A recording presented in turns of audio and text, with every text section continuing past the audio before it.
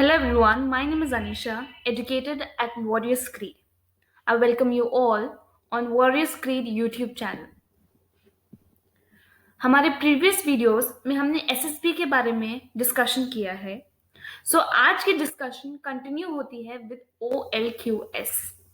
हम इसके बारे में आगे पढ़ेंगे, but before that I want you all to know that Warriors Creed is basically an online preparation platform for the students who are preparing for defense exam. We prepare students for SSB interview, all sort of defense exams, and help them to achieve their goals. So let's move further on what is OLQS in SSB and its relevance in real life. So basically, SSB के दौरान जितने भी officers होते हैं जो cadets का interview लेते हैं या उनका पूरा पर्सनालिटी चेक करते हैं, तो वो पूरे 5 डेज का जो एसएसबी चलता है वो इसलिए चलता है to get to know about 15 officers like qualities. तो ऑफिसर्स लाइक क्वालिटीज में हम एक एक के बारे में अच्छे से समझाएंगे आपको, where a cadet can easily able to grasp these qualities and can understand कि वो 5 दिन में वो जितना भी होगा एसएसबी में, सो एक एक क्वालिटी उनके अंदर ये चीज मिलनी चाहिए है जिससे कि officer can able to find those quality in a cadet.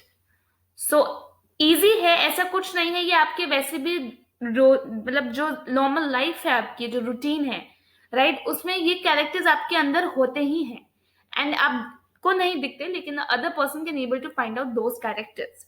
तो एक एक कैरेक्टर्स के बारे में हम बात करेंगे, कि क्वालिटीज के बारे में बात करेंगे, ट्रेड्स के बारे में बात करेंगे. सो क्वालिटीज और ट्रेड्स क्या है? क्वालिटीज और ट्रेड्स, अगर हम साइकोलॉजी के हिसाब से बात करें तो क्वालिटीज और ट्रेड्स बेसिकली ये हमारे अंदर की जितने भी क्वालिटी है, राइट, सपोज काइंडनेस, हमारे अंदर काइंडनेस है, ये एक टाइप की क्वालिटी है, एक टाइप की ट्रेट है जो हमारे पर्टिकुलर इंसान में मिलता है, राइट. इसको कोई मेजर करने का कोई मीन नहीं है, कोई मोड नहीं है, ठीक है, इसका कोई ऐसा इंस्ट्रूमेंट नहीं है, कोई ऐसा फॉर्मूला नहीं है. ये a person can able to see while other doing those activities, मतलब डूइंग दोस कैरेक्टरिस्टिक्स. तो ये चीज ऐसी होती है कि आपको अपने अंदर मिलती है, आपको पता भी नहीं होता ये, लेकिन आपके अंदर होती है. But if you able to see this video till the end, तब आपको काफी कुछ पता चलेगा कि हाँ, मेरे अंदर 15 क्वालिटीज में बहुत सारी क्वालिटीज मेरे अंदर है. तो लेट्स मूव फर्दर कि क्या क्या एक एक क्वालिटी होती है. Being an officer in Armed Forces of India requires you to have specific 15 officers like qualities and traits. GTO, psychologist, IQ are all trying to find these qualities, right? IQ जो scale है, IQ मतलब जो scale में जहाँ पे पूरा आपको information दी जाती है that he is intelligent, moderate, average, तो ये सब IQ भी अपनी इस रिसर्च कर रहा है, साइकोलॉजिस्ट अपनी रिसर्च कर रहे हैं, लेकिन इसका कोई इंस्ट्रूमेंट नहीं है. मैंने आपको पहले ही बोला. इनफैक्ट IQ जो है it is a sort of measurement, right. IQ एक ऐसा मेजरमेंट आया है जो कि पहले एक ट्रेट था, ठीक है. पहले IQ का कोई फॉर्मूला नहीं था, पहले एक टाइप का कैरेक्टरिस्टिक्स ही बोलते थे. लेकिन जब जो बेनेट है, Bennett is a psychologist, and जब वो उन्होंने इंटेलिजेंस का फॉर्मूला निकाला, देन IQ भी एक टाइप का न्यूमेरिकल क्वालिटेटिव से क्वांटिटेटिव फॉर्म में कन्वर्ट हुआ, ठीक है. सो अब हम एक एक के बारे में बात करेंगे जो एक सोल्जर्स में, एक कैडेट में जो ऑफिसर्स ढूंढता है. The first is reasoning ability. Reasoning ability मतलब everything in life has to have logical significance and a valid reasoning. मतलब ऐसा नहीं है कि अगर आपको कोई क्वेश्चन दिया गया तो आप रैंडम कुछ भी आंसर दो. आपके जो आंसर्स होने चाहिए वो आपके लॉजिकल होने चाहिए, वो एक सिग्निफिकेंट, एक आइडिया, एक अच्छे से मतलब क्रिएटिव प्रोसेस में वो निकलना चाहिए. तो बेसिकली मेरी रीजनिंग एबिलिटी इज कि लॉजिकल रीजन होना चाहिए बिहाइंड एनी आंसर्स, और वैलिड रीजनिंग होनी चाहिए. मतलब अगर वाई पूछा जाए तो उस वाई का आंसर अच्छे से आप दे पाए. This quality is generally checked by IQ during personal interview and questions are asked based on your PIQ form. तो आपका जो फॉर्म, जब मैंने आपको SSB 0 डे पे बताया था कि फॉर्म दिया जाता है जिसको 1 आधा घंटा लगता है भरने में, तो उस फॉर्म को देखते हुए आपसे ऐसे ऐसे क्वेश्चंस कुछ पूछे जाएंगे जिसमें रीजनिंग एबिलिटी की बहुत रिक्वायरमेंट होगी. Therefore, filling up this form, one needs to be very careful and write logical answers. दूसरा है इफेक्टिव इंटेलिजेंस. ये एक ऐसी क्वालिटी है जो इंडिविजुअल टैकल करता है क्रिटिकल प्रॉब्लम्स में ड्यूरिंग क्रिटिकल सिचुएशंस. सपोज एक इंडिविजुअल को ऐसी सिचुएशन दी गई और उनसे उस सिचुएशन का आंसर मांगा गया, तो वहां पे वो जिस तरीके से सॉल्व करेंगे उस सिचुएशन को, that will show his or her intelligence. Candidate must be able to use their practical intelligence so as to solve real life. मतलब काफी बार आपसे ऐसा भी होता है कि ऐसे सिचुएशन आ गए जो आपको लगता है कि हाँ मेरे साथ ये चीज हो रखी है, तो मैं वो ही क्यों ना जवाब दूं. तो प्लीज उसी को जवाब दीजिए, क्योंकि प्रैक्टिकल लाइफ जो एक्सपीरियंस है is much more than any मतलब एनी क्रिएटिव आइडिया, राइट. हमेशा साइकोलॉजी में भी बच्चों को जब एजुकेशन देते हैं तो यही सिखाते हैं दैट इनको कैसे रियल लाइफ एक्सपीरियंस की एजुकेशन दिया जाए. तो वैसे ही कोई भी इंसान होगा वो रियल लाइफ एक्सपीरियंस सुनने में ज्यादा इंटरेस्टेड होगा. Power of expression. Your knowledge and intelligence is of no use if you fail to express it effectively in front of people. Candidates must be able to put across their opinions and views during several tests with clarity and ease. इसका मतलब कुछ नहीं है, बस ये बोल रहा है कि अगर आप अपनी बात को नहीं रख पाए सामने तो उस बात का मोल कुछ नहीं रह जाएगा. अगर उस बात में दम नहीं होगा वो बात जीरो हो जाएगी. तो एक्सप्रेशन कि आप किस तरीके से बात रखते हैं, कैसे लोग उससे इफेक्ट हुए या कैसे लोग उससे इंप्रेस होकर उस बात को समझे, तो ये पावर ऑफ एक्सप्रेशन आप में होनी चाहिए. Organizing quality. This is a trait that makes you utilize scarce resources smartly and systematically. During bad situations in life, you must be able to handle every crisis efficiently and manageably. मतलब ऐसा नहीं है कि आप कहीं भी किसी भी पॉइंट ऑफ व्यू में आप उस चीज में लैक हो जा रहे हो या उसका रिसोर्सेस का यूज नहीं हो पा रहा है, तो ये ट्रेड ये देखता है कि आप कैसे जितनी भी स्कैर्स रिसोर्सेस हैं जो आपके पास कम है वो उसको कैसे आप पूरी तरीके से यूटिलाइज करेंगे smartly as well as systematically. Social abilities. Social abilities, it is a quality of a person that determine how socially adaptable they are with other people. Moreover, it is a quotient of how skillfully you manage your feelings towards them.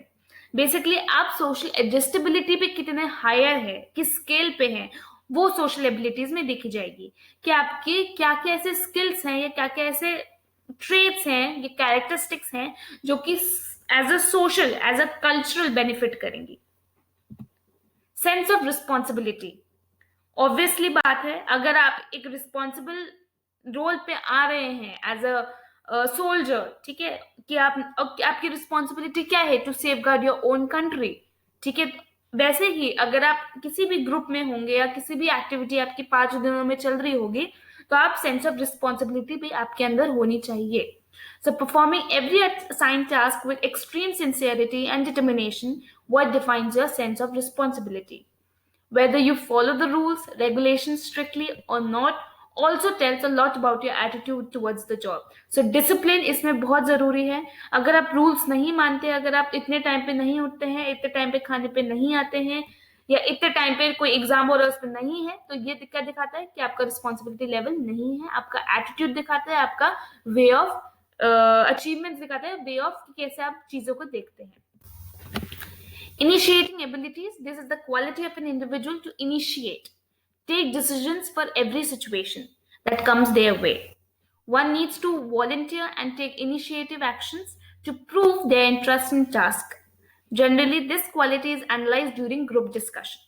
So, initiating abilities वो सारी quality है जो एक individual में होनी चाहिए जिससे कि वो डिसीजन ले सके किसी भी सिचुएशन का, ठीक है, और वो जो डिसीजन ले सके तो बहुत इफेक्टफुल, बहुत इम्पैक्टफुल होना चाहिए. And one needs to volunteer and take initiative actions to prove their interest in task, ठीक है. एक को खुद सामने से बढ़ के खुद से इनिशिएटिव इस चीज का उठाना चाहिए कि ये मेरे में एबिलिटी है, ये मैं करूंगा या करूंगी.